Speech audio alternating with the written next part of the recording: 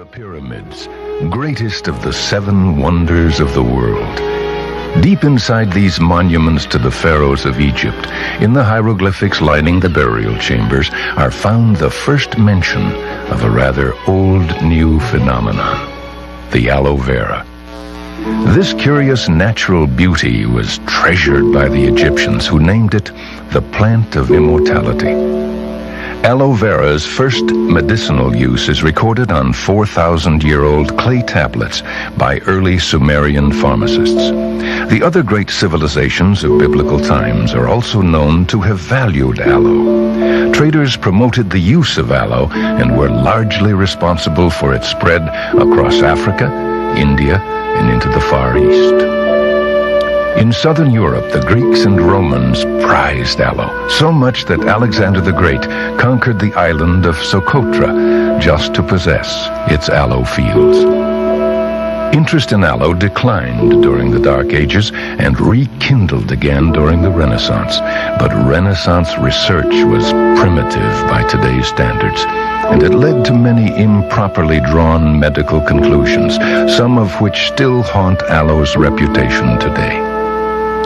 Because aloe could not be grown in cool climates, it had to be transported to the northern centers of science. Leaves arrived for testing dried and virtually useless. Early experimenters never had the advantage of testing fresh aloe, nor did they understand the effects of additives and impurities. They simply did not understand what they had found, and eventually saddled aloe with a false and undeserved reputation for having little or no value. But not everyone forgot the wonders this plant had to offer. In the courts of China, its uses were observed and noted by the famous explorer Marco Polo. Aloe became a traditional remedy in southern Europe as its popularity continued to grow. During the Spanish and French explorations of the New World, the Jesuit priests who accompanied them carried and transplanted Aloe barbadensis, spreading the knowledge of its use to millions. It was a Spanish priest with Cortez who first brought aloe into Mexico and what is now Texas, where it is today grown extensively. As the Spanish Empire faltered, the understanding of aloe vera began to fade, waiting patiently to be rediscovered.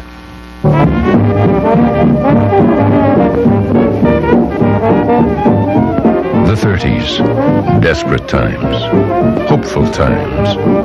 The Depression had rocked America, leaving the common man cautious and skeptical. World War I was still a painful memory, but at least it had helped us to develop a new emphasis on technology. Things were changing for the better. Medicine's newest tool was crude, but promising: the X-ray, later to become a foundation stone of modern medical technique. However, the unfortunate effect of this new treatment was painful and often disfiguring thermal radiation burns caused by overexposure. Efforts to find ways of treating these types of burns soon led scientists and dermatologists to aloe vera, the burn plant. Its effect on radiation burns was documented, and in 1934, Dr. C.E. Collins reported that freshly slit aloe vera leaves applied directly to radiation burns quickly improved the skin's rate of recovery. When these findings were published the following year in Radiological Review, they generated great interest in the potential of aloe vera and served as a catalyst for further research. In 1936, Dr. Carroll S. Wright also recorded positive results in treating X-ray ulcerations with fresh aloe vera gel, thereby corroborating Dr. Collins' findings. A broader study by Dr. J.E. Crew was reported in the Minnesota Journal of Medicine, finding aloe vera to be effective in treating chronic ulcers, eczema, thermal burns, sunburns, and poison ivy. As the decade of the 30s came to a close, aloe vera's future seemed very bright.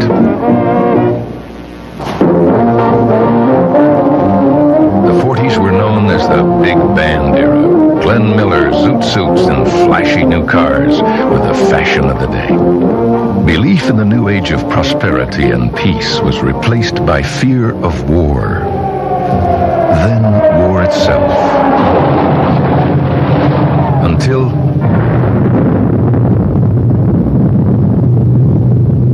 the war ended in two blinding flashes at Hiroshima and Nagasaki, and the world would never be the same again.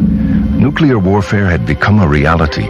Interest in aloe vera as a treatment for radiation burns was renewed. But researchers had to overcome some rather misleading information published earlier in the decade. Dr. Thomas Rowe and his colleagues at the Medical College of Virginia misinterpreted findings on the relationship between the freshness of aloe vera and its effectiveness in treatment, since the leaves used in the test were already oxidized and decomposed when received. The results naturally showed no difference. Unfortunately, aloe seemed discredited once again, and the decade closed with the secrets of aloe vera still a mystery. The 50s. Tail fins. Rock and roll. Cold War. The United States was no longer the only nation to possess atomic weapons. Our Atomic Energy Commission began to seek effective ways of treating the devastating number of radiation burns projected in the case of a global nuclear war.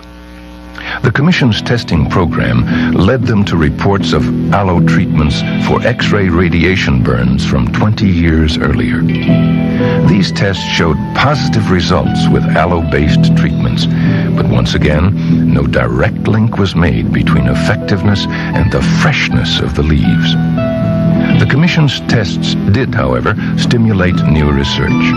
Scientists from the Michigan Department of Health found that aloe vera contained an antibacterial agent effective in inhibiting the growth of tubercle bacilli, as well as 75 different chemical components, including proteins, enzymes, and reducing sugars. Tests also showed positive results with aloe vera as an antiviral and antifungal agent. Aloe seemed to have everything going for it now. Interest was high, research was flourishing. But maybe things were moving a little too fast. This newfound acclaim caused an aloe vera craze in the late 50s. In an effort to inform and protect consumers, the Army Surgical Research Branch conducted tests on commercially available aloe products. The results showed most of these to be ineffective and worthless. Not surprising with what we know today, products made with unstable aloe will quickly become inert and contaminated.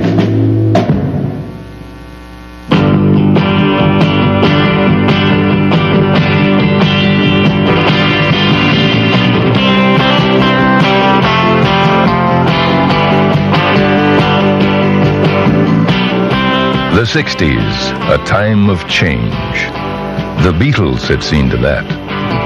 And the national pastime. It was a period of questions and re-examination. That's exactly what researchers did with aloe vera, and some exciting results emerged. Scientists found that they had been misled by isolation testing of aloe's chemical components. It now seemed that aloe's effectiveness was due to the precise chemical compounding carried on by the plant itself. Elements found to be ineffective alone worked magic when combined. But most importantly, these tests proved what history had tried to reveal, that when aloe vera gel is exposed to the air, it oxidizes and quickly loses its strength. At last, the need for preservation was recognized.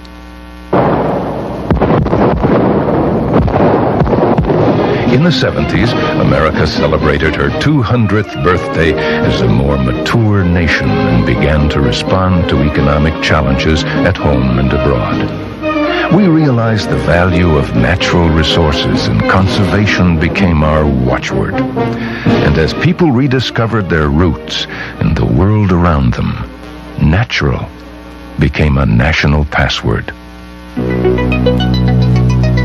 At last there was a breakthrough for aloe vera. Researchers at Aloe Vera of America perfected and patented a process for stabilizing the aloe gel. Now it could be stored indefinitely, and countless new uses became possible. Lotions, shampoos, cosmetics, and aloe juice as a natural food supplement.